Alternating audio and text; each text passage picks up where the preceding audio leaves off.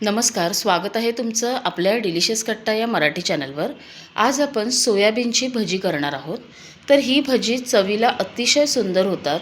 वरून बघितलात तर याला अजिबात तेल नाही आहे आणि छान कुरकुरीत अशी ही भजी तयार होतात। वरून कुरकुरीत आणि आतून छान सॉफ्ट अशी भजी असतात। चवीला तर अप्रतिम लागतात। पुदिना चटणीबरोबर याचं कॉम्बिनेशन तर खूपच छान आहे। त्यामुळे अशी भजी तुम्हीही नक्की ट्राय करून बघा। माझी रेसिपी जर आवडली तर माझ्या व्हिडिओला एक लाईक करा आणि जर माझ्या चॅनलला सबस्क्राईब केला नसाल तर माझ्या चॅनलला सबस्क्राईब करा।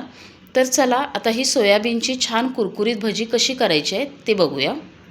आता भजी करण्यासाठी इथे मी सोयाबीन वडी घेतली आहे। आता इथे मी बरोबर 100 ग्रॅम ही सोयाबीन वडी घेतली आहे। दुकानामध्ये पॅकेटमध्ये अगदी सहज मिळते। आता याच्यामध्ये आपण एकदम गरम पाणी घालायचं आहे। सोयाबीन बुडतील एवढं आपल्याला गरम पाणी घालायचं आहे आणि याला झाकून एक 15 ते 20 मिनिटं भिजण्यासाठी असंच ठेवून द्यायचं आहे। आता इथे सोयाबीन भिजवून बरोबर 20 मिनिटं झालेत। बघा ते फुलून किती मोठे झालेत। असे व्यवस्थित भिजवायचे। आता काय करायचं, थोडे थोडे सोयाबीन घ्यायचे आणि एकदम घट्ट पिळायचं। याच्यात जराही पाणी नाही राहायला पाहिजे। एकदम घट्ट पिळून याला मिक्सरच्या भांड्यात घालायचं आहे। फक्त लक्षात ठेवा एकदम दाबून पिळायचं। त्याच्यात थोडंही पाणी ठेवू नका। जर पाणी राहिलं तर आपले जे भजी आहेत ते व्यवस्थित होणार नाहीत। आता हे मी सगळं असं व्यवस्थित अगोदर पिळून घेते। आता इथे सगळे सोयाबीन मी असे घट्ट पिळून घेतलेत आणि सगळं पाणी काढून टाकलं आहे। आता याच्यामध्ये लसूण घेतलं आहे, आलं घेतलं आहे आणि 2 हिरव्या मिरच्या। लसूण थोडा जास्त घ्यायचा आणि आता याच्यामध्ये थोडं मीठ घालायचं आहे। म्हणजे वाटताना त्या सोयाबीनच्या ह्याला ते मीठ व्यवस्थित लागतं आणि सोयाबीनला छान टेस्ट येते।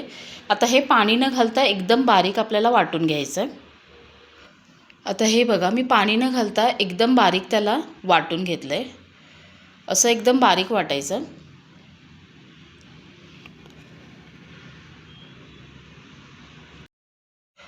आता हे वाटलेलं आपण डब्यात काढून घेतलं आहे। इथे मी कोथिंबीर चिरून घेतली आहे, पुदिना घेतला आहे आणि 2 कांदे बारीक चिरून घेतले आहेत। आता हे याच्यात घालायचं। कोथिंबीर पुदिना देखील जास्त घ्यायचा म्हणजे त्याला खूप छान टेस्ट येते आणि कांदे देखील बारीक 2 चिरून घ्यायचे। 1 चमचा कसुरी मेथी घालायची। खूप छान असं त्याला फ्लेवर येतो कसुरी मेथीचा। आणि सुक्या मसाल्यांमध्ये बघा 1 चमचा धने जिरे पावडर, 1 चमचा चाट मसाला, 1 चमचा चिली फ्लेक्स, त्यानंतर अर्धा चमचा काळी मिरी पावडर, 1 चमचा चिकन मसाला घेतला आहे आणि 1 चमचा कश्मीरीचं लाल तिखट आहे आणि अर्धा चमचा हळद घेतली आहे। आता लक्षात ठेवा आपण वाटताना देखील त्याच्यात मिरची घातली आहे। आता चिली फ्लेक्स पण घालतो आहे त्यामुळे तिखट तुमच्या अंदाजाने ॲडजस्ट करा। आता याच्यात घालायचं आहे मीठ। आता मगाशी आपण सोयाबीन वाटताना देखील मीठ घातले त्यामुळं तो अंदाज घेऊन मीठ घाला। आता हे सगळं असं एकसारखं हाताने मळून घ्यायचं आहे। अगोदर हे मसाले सोयाबीनबरोबर व्यवस्थित मिक्स करायचे।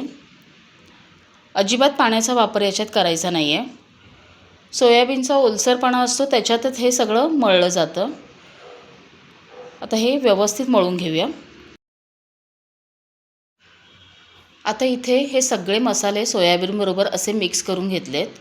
आता याला बाइंडिंगसाठी इथे मी 3 चमचे कॉर्नफ्लोअर घालणार आहे।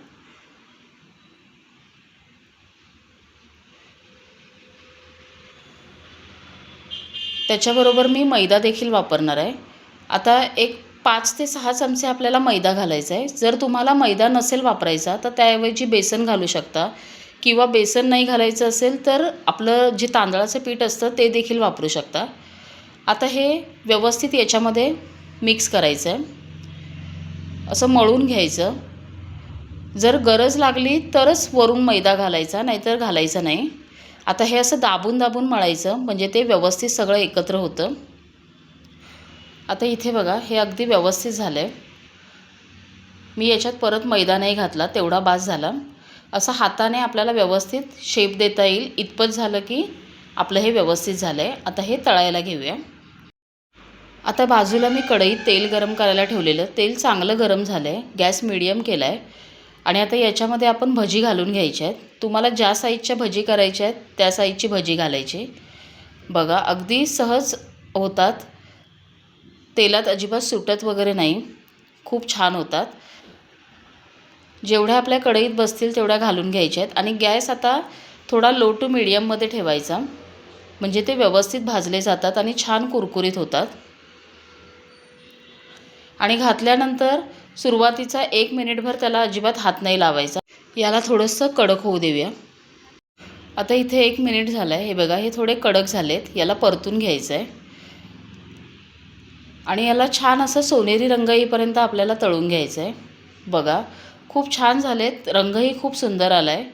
आता हे सोनेरी होईपर्यंत आपण व्यवस्थित तळून घेऊया. आता हे बघा, खूप छान असा सोनेरी रंग झाला आहे.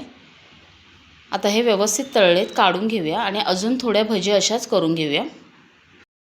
आता इथे आपलं क्रिस्पी वेज सोया भजी करून तयार आहे. हे तुम्ही पुदिन्याच्या चटणीबरोबर खाऊ शकता. खूप सुंदर लागतात. आता हे जवळून बघितलात तर याला अजिबात तेल नाही आहे आणि आवाज आहे का, खूप छान वरून अगदी असं क्रिस्पी झालं आहे आणि आतून जर बघितलात तर हे बघा, खूप छान झाले आहेत. तर अशी सोयाबीनची भजी तुम्हीही नक्की ट्राय करा. माझी रेसिपी जर तुम्हाला आवडली तर लाईक करा, कमेंट करा आणि जर माझ्या चॅनलला सबस्क्राईब केलं नसाल तर माझ्या चॅनलला सबस्क्राईब करा.